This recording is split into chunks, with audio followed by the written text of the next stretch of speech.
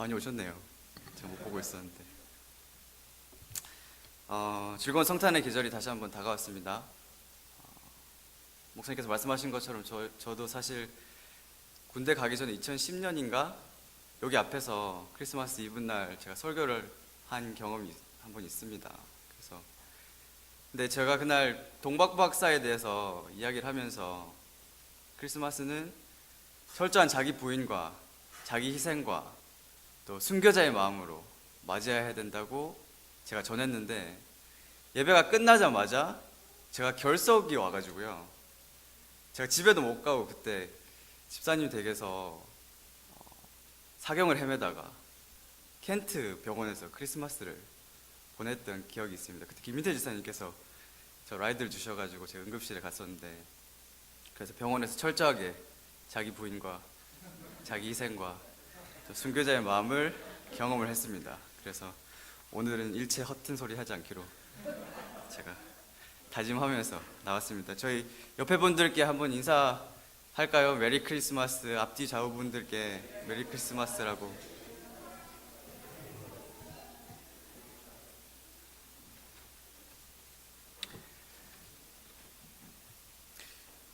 저희는 교회에서 예수님의 일생에 대해서 다룰 때 분명히 다른 부분들보다 더 부각시키는 부분들이 있습니다.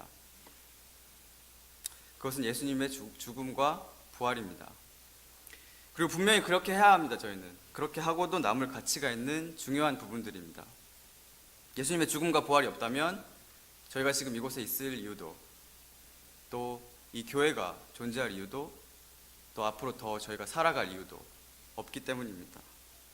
강조하고 또 강조하여야 하는 구원을 이루는 대체 불가능한 요소입니다. 예수님의 죽음과 부활은. 하지만 그것을 인정하면서도 저는 이 시간 상대적으로 부각되지 않고 있는 또 하나의 예수님 일생의 한 부분을 안타까워하는 마음으로 나눠보려고 합니다. 그것은 예수님의 탄생입니다. 웨스트민스터 신앙고백서에서 삼위일체를 이렇게 정의하고 있습니다. 세 위격들은 본질과 능력과 영원함에서 동일하다고 이야기하고 있습니다. 즉 예수님께서는 신약시대에만 나타나셔서 존재하신 존재가 아니라 하나님과 성령님과 동일하게 언제나 함께 하셨으며 영원하신 존재이시라는 거죠. 하지만 이 영원한 존재 가운데 잠깐의 변칙이 생긴 적이 있습니다. 여러분께서 아시는 것처럼 예수님께서 인간을 위해서 이 땅에 오셔서 저희를 위해서 죽으신 그 사건이죠. 잘 알고 계시는 요한복음 1장 초반, 저희가 오늘 읽었죠. 14절에서는 이렇게 이야기하고 있습니다. 예수님께서 태초에 하나님과 함께 계셨고 이 말씀이 육신이 되어서 우리 가운데 거하셨다고 이야기하고 있습니다. 여기서 우리 가운데 거하셨다에 쓰인 동사, 영어로는 to dwell이죠. 그 동사는 헬라어로 스케노라는 단어인데요, 이 단어는 구약에서 자주 쓰였던 단어로 문자 그대로 성전에서 거하다 라는 의미가 있습니다. 그리고 여러분께서 아시는 것처럼 구약에서 성전은 이스라엘과 함께 지속적으로 다녔던, 하나님께서 거하시던 이동식 장소였습니다. 그리고 이곳에서 하나님께서는 백성들 가운데 지내시면서 그들과 만나시고 이야기하시고 또 교제하셨습니다. 즉 저희도 이 동일한 단어를 통해서 예수님께서 오신 목적을 정의할 수 있을 것 같습니다. 예수님께서도 예수님의 백성들과 함께 지내시고 교제하시고 이야기하시고 그 가운데 거하시려 오셨다는 거죠. 한 가지 다른 것은 이전에는 입장이 좀 더 제한된 수동적인 방식이었다면 예수님께서는 그것을 완전히 개방된 적극적인 방식으로 바꾸셨다는 것입니다. 하지만 저희가 이것을 이해할 때 잘못 받아들이시면 안 될 것 같습니다. 예수님께서 사람들 가운데 사시며 교제하러 오신 것이 유일한 목적이라고 이해하시면 안 되겠습니다. 왜냐하면 예수님께서 오신 궁극적인 목적은 대속물로 바쳐지기 위해서이기 때문입니다. 이준혜 주목사님도 말씀하셨죠. 예수님께서는 인류의 죄와 구원을 위하여서 죽으러 오셨다는 것입니다. 하지만 예수님의 죽음만이 예수님께서 오신 목적이라면 예수님의 삶은 저희가 아는 삶과 완전히 달랐어야 했습니다. 예수님께서는 이렇게 사셔야 했습니다. 33년 내가 여기서 어떻게 보내지? 아주 잘못 생각했다. 내가 이 미생들하고, 나는 완생인데 멀리서 봤는데 진짜 이상했는데 가까이 오니까 진짜 가관이네. 안 되겠다. 동굴에 가서 좀 시간 보내다가 죽을 땐 나와야겠다. 예수님께서 그렇게 사셨습니까? 아니요. 예수님께서는 그것과 완전하게 다른 반대된 삶을 사셨습니다.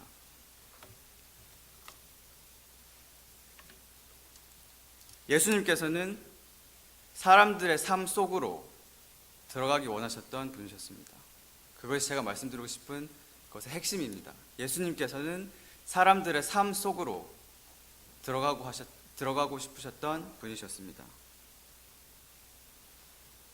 그분에게는 한 사람 한 사람의 삶이 너무나 소중하고 너무나 귀해서 그들의 삶 속으로 끈질기게 들어가길 원하셨습니다. 그리고 그분은 그렇게 사셨음을 저희는 모두 익히 들어 알고 있습니다. 낮과 밤으로 사람들과 빵을 떼며 이야기를 듣고 어울리셨습니다.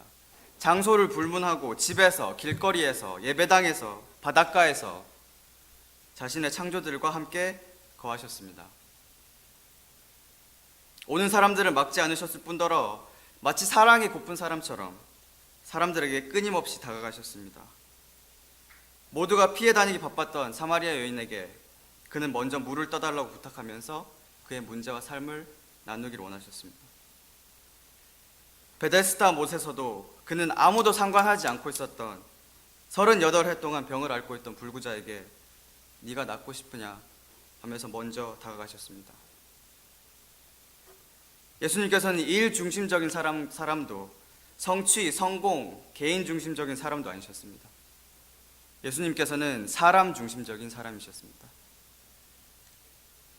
예수님께서 여리고를 지나갈 때의 일이었습니다.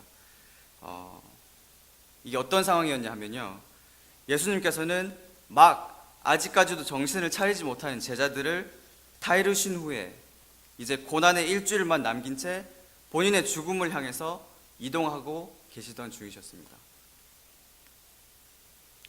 그때 마가복음 10장에서 바디메오라고 하는 맹인 거지가 예수님을 크게 부르기 시작하였다고 쓰고 있습니다.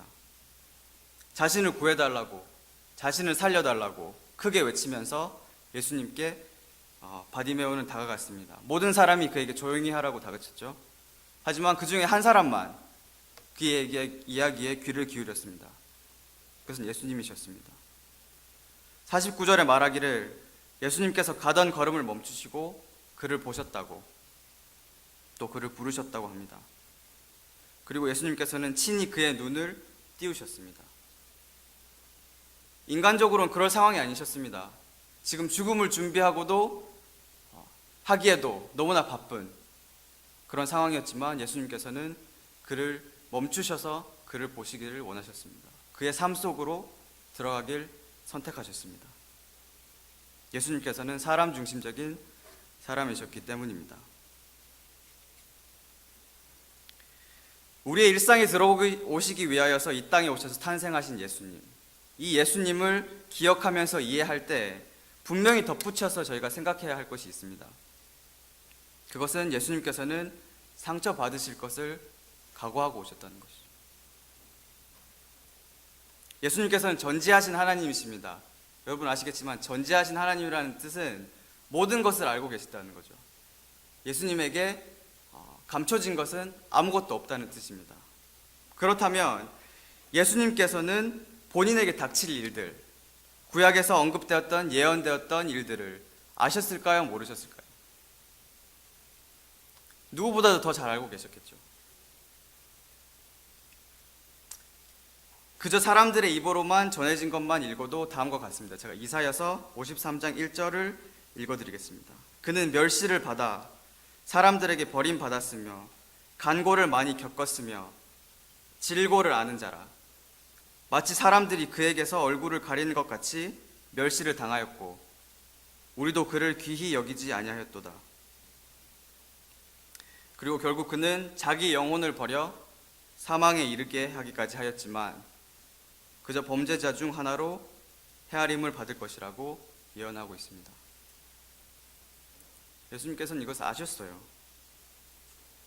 가장 낮은 사람에게조차 보이지 않을 멸시, 증오, 핍박, 그것을 모두 받고 결국은 아무도 알아주지 못한 채 죽음을 당할 것을 예수님께서는 이미 충분히 알고 계셨습니다.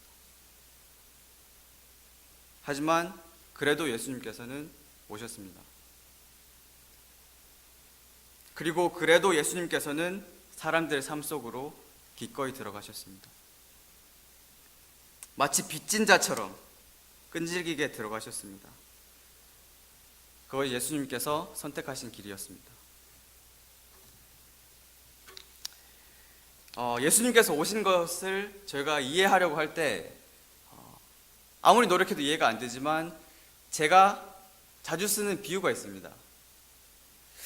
이것이 완벽하진 않은 것 같은데요. 그래도 어느 정도 생각해보면 타당성이 있는 비유인데 이것은 사람과 개미에 대한 비유인 것 같습니다. 특히 저에게 적용했을 때 제가 예수님의 마음을 조금을 이해할 수 있겠더라고요. 예를 들어 보겠습니다. 어느 날 제가 사역을 마치고 집으로 돌아옵니다. 저희 어머니가 저를 조용히 부르십니다. 영재야, 잠깐 얘기 좀 하자. 네, 어머니. 영재야, 우리 뒷뜰에 개미들이 참 많은데 우리가 그 개미들을 좀 구해줘야겠다. 네? 무슨 말씀이시죠? 우리 집에 뒷뜰에 개미들이 참 많은데 우리가 그들을 구해줘야겠어. 근데 그 개미들을 구할 수 있는 유일한 방법은 네가 개미가 되는 거야. 네? 어머니 어디 아프세요? 들어봐. 근데 개미들은 네가 사람인데 개미가 된 것을 몰라. 그리고 너를 환영하지도 않을 거야. 너를 물어뜯고 상처 주고 핍박하고 해할 거야. 그리고 결국은 그들이 너를 죽일 거야. 자, 제가 뭐라고 얘기하겠습니까, 거기에? 네, 어머니, 지금 개미로 제가 가서 그들을 위해서 죽어주겠습니다. 아니요, 그렇게 안 하겠죠. 개미들이 저한테 해준 게 뭐가 있습니까? 저는 장가도 아직 못 갔는데 그들을 위해서 제가 그렇게 죽어줄 이유가 없습니다. 그 뒷뜰에 있는 개미뿐만 아니라 세상에 있는 모든 개미, 앞으로 올 모든 개미를 위해서 그들을 구원을 이뤄준다고 해도 저는 저의 하루도 그렇게 희생하지 않을 것입니다. 하지만 이렇게 저희의 논리와 이성으로 이해할 수 없는 일을 예수님께서는 우리를 위해서 하셨다는 거죠. 맞습니다. 사람은 개미보다 훨씬 이상으로 존귀한 존재이긴 합니다. 하지만 예수님과 함께 놓고 보면 인간은 본질적으로 다른, 개미보다도 더 미세한, 비교할 수도 없는 타락한 존재입니다. 너무나 낮고 달라서 이 땅에 와서 거하고 숨쉬는 것조차 예수님에게는 치욕적인 행보였습니다. 인류가 레드카펫을 깔아서 간절히 바라며 높이 대접하며 지극히 환영한다 해도 오시지 않는 것이 이성적으로 맞습니다.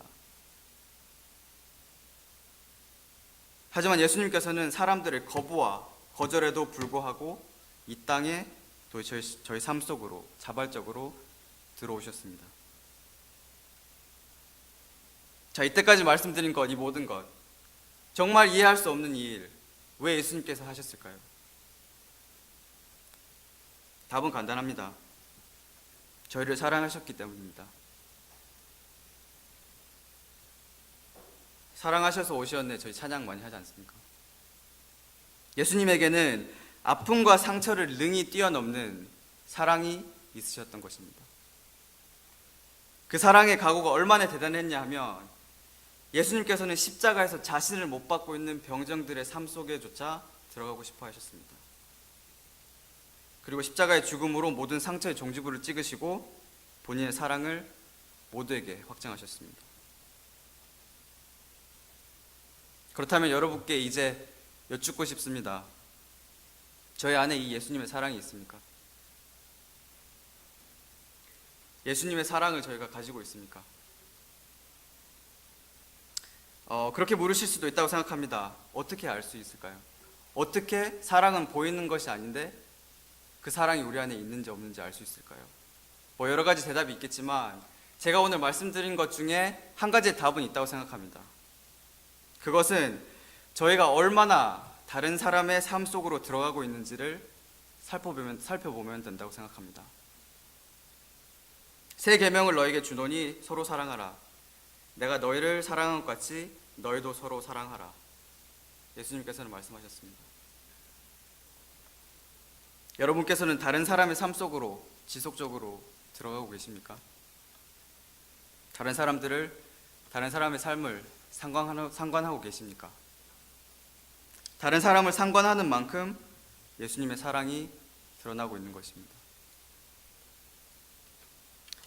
현대사회는 점점 개인주의적으로 변해가고 있는 것 같습니다. 여러 가지 이유가 있다고 생각합니다. 바쁨, 피곤함, 무관심. 하지만 아직도 제가 느끼기에 다른 사람과 단절된 삶의 아직도 가장 큰 이유는 상처받는 것에 두려움인 것 같습니다. 이전에 사람들에게 쉽사리 다가갔다가 크게 대었거나 실망했거나 고슴도치의 가시처럼 날카로운 사람들의 거절과 배신으로 마음문을 굳게 닫은 경우를 많이 보게 됩니다. 그리고 이 현상은 안타깝게도 예수님을 믿는 기독교인들 저희에게도 동일하게 적용됩니다. 사탕 발린 말씀을 드리고 싶진 않습니다. 관계라는 것이 불완전한 사람과 사람이 만나는 것이기 때문에 분명히 누구의 삶에 들어가는 것은 마찰과 고통, 슬픔과 아픔이 따르기 마련인 것 같습니다. 예수님도 인간으로 오셔서 사람들 삶 속으로 들어가기를 선택하셨기 때문에 동일하게 그에 따른 대가를 치르셔야 했습니다. 나사로의 삶 속에 들어가셨기 때문에 그의 죽음 앞에서 슬피 울며 슬퍼하셨습니다. 베드로의 삶 속으로 들어가셨기 때문에 그의 3번이나 반복된 부인에 아파하셔야 했습니다. 가룟 유다의 삶 속으로 들어가셨기 때문에 그의 은삼신양 배신에 큰 상처를 받으셔야 했습니다. 그러나 예수님에게는 그래도 사랑이 있으셨습니다. 그래도 예수님께서는 다가가셨습니다. 그래도 예수님께서는 삶으로 들어가셨습니다. 끝을 다 아셨지만 그래도 들어가셨습니다. 여러분, 혹시 상처받으실 것이 두려우셔서 또 아픔에 지치셔서 다가가지 못하고 계십니까? 혹시 그 마음이 굳어져서 익숙해지시진 않으셨는지요? 제가 판단하는 것은 아닙니다. 왜냐하면 그러기에는 저는 너무 젊고 또 더 많은 것들을 경험하신 분들이 여기 계시는 것을 저를 알고 있습니다. 하지만 그래도 저는 부탁드리고 싶습니다. 그래도 다가가시길 부탁드리고 싶습니다. 그래도 안아주시길 부탁드리고 싶습니다. 그래도 다른 사람의 삶 속으로 들어가 주시길 부탁드리고 싶습니다. 교회는 그런 분들이 필요하기 때문입니다. 상처를 각오한 사랑, 그것이 예수님을 닮은 삶이기 때문입니다. 저도 어렸을 때부터 상처가 많아서 은연중에 거절과 아픔에 대한 두려움이 굉장히 많았던 것 같습니다. 그래서 예수님을 알기 전에는 주변 사람들에게 다가가는 것을 굉장히 꺼려했습니다. 사람을 사귀어도 어느 정도 선까지 가면 선을 긋고 더 이상 나아가지 못하는 저를 발견하곤 했습니다. 이성 관계에서도 사실 마찬가지였습니다. 여러분께서 제 얼굴을 딱 보시면 아시겠지만 이성과 만날 수 있는 기회도 꽤 많이 있었습니다. 너무 크게 웃으시는데요, 지금. 한 2번인가 3번인가 있었습니다. 하지만 상처받는 것이 두려워서 정말 많은 인연들을 흘려보냈습니다. 노총각으로 남은 지금 굉장히 많은 후회를 하고 있습니다. 물론 이 철벽 방어를 통해서 제 마음은 깨끗하게 또 상처 없이 흠 없이 보존이 되었죠. 하지만 실상은 의미 없는 피폐한 삶이었습니다. 그러나 예수님을 만나고 제 마음이 많이 바뀌었습니다. 상처를 넘어서는 사랑을 제가 먼저 받은 후에 제 시야가 넓어지고 주변 분들의 삶 속에 들어가는 것을 실천하게 되었으며 그 안에 있는 기쁨과 가치를 발견하기 시작했습니다. 얼마 전의 이야기입니다. 저희 학교에 나이지리아에서 온 신학생이 한 명 있어요. 가난하고 가족과도 떨어져 있고 정말 힘든 상황이었기 때문에 제가 마음이 많이 가서 물심양면으로 도와주었습니다. 옷도 사주고요, 음식도 사주고요, 일자리도 제가 돌아다니면서 구해주고, 어디 가야 한다면 밤이든 낮이든 관계없이 1시간이든 2시간이든 데려다주고 기다렸다가 다시 데리고 오고 하였습니다. 특히 가족들이 지금 미국으로 오는 비자를 받는 과정을 준비하고 있어서 그 과정을 위해서 우편도 붙여주고 조언도 해주고 서류도 작성해 주었습니다. 그런데 시간이 좀 지난 후에 제가 우연히 다른 친구를 통해서 듣게 된 것은 그의 가족이 비자가 다 통과가 되고 그로 인해 주변 사람들과 친구들을 초대하여서 이미 대접하면서 감사를 다 전했다는 것입니다. 지금 얘기하는데도 울컥하네요, 제가. 솔직히 말씀드려서 내색은 아니지만 상처를 굉장히 많이 받았습니다, 제가. 배신감이 되게 크더라고요. 그냥 모르는 사람이면 관계없겠지만 제가 그만큼 그의 삶 속에 들어가 있었기 때문에 그만큼 상처가 컸습니다. 하지만 여러분, 저에게 또다시 이런 상황이 주어진다면 저는 100번이고 다시 그 친구의 삶 속으로 들어갈 것입니다. 왜냐하면 그 행위 자체가 예수님의 무조건적인 사랑을 실천하는 일이기 때문입니다. 그 와중에 예수님께서 받으셨던 아픔까지 공감하며 그분을 좀 더 닮아갈 수 있다면 그보다 더 큰 축복은 없다고 생각합니다.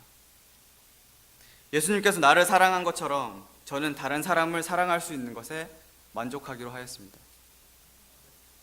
그 다음날 제가 그 친구한테 먼저 찾아가서 축하한다고 더 필요한 거 있으면 이야기하라고 이를 꽉 물고 얘기하였죠.